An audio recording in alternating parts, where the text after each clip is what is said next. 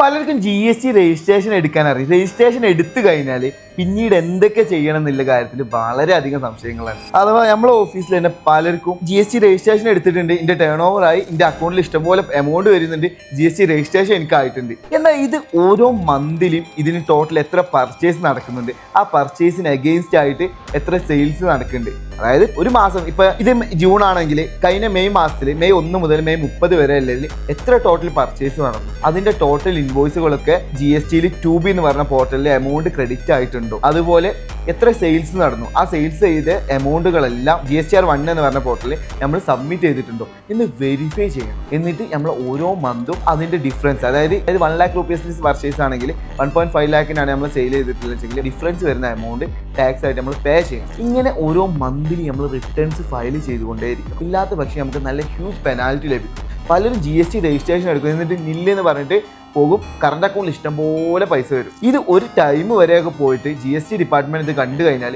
Huge penalty ആയിരിക്കും നിങ്ങൾക്ക് ലഭിക്കുക. അപ്പോൾ GST എടുത്തവരൊക്കെ ഉണ്ടെങ്കിൽ പ്രോപ്പറായിട്ട് കംപ്ലയിൻസ് കറക്റ്റ് ചെയ്ത് പോവുക. കറക്റ്റ് പർച്ചേസ് ബില്ലെങ്കിൽ പർച്ചേസ് ബില്ല് കയറിയിട്ടുണ്ടോ നോക്കുക. സെയിൽസ് ഉണ്ടെങ്കിൽ എല്ലാ സെയിൽസും GSTയിൽ സെയിൽസ് ആയിട്ട് തന്നെ കാണിക്കാൻ ശ്രമിക്കുക. അല്ലാത്ത പക്ഷം GSTന്ന് നോട്ടീസും കാര്യങ്ങളും വരുമ്പോൾ ഹ്യൂജ് പെനാൽറ്റി ആയിരിക്കും നിങ്ങൾ അടക്കേണ്ടി വരിക. കൂടുതൽ നിങ്ങൾക്ക് ഇതിൽ എന്തെങ്കിലും സംശയം ഉണ്ടെങ്കിൽ താഴെ കാണുന്ന നമ്പറിൽ നിങ്ങൾക്ക് കോൺടാക്ട് ചെയ്യുന്നതാണ്.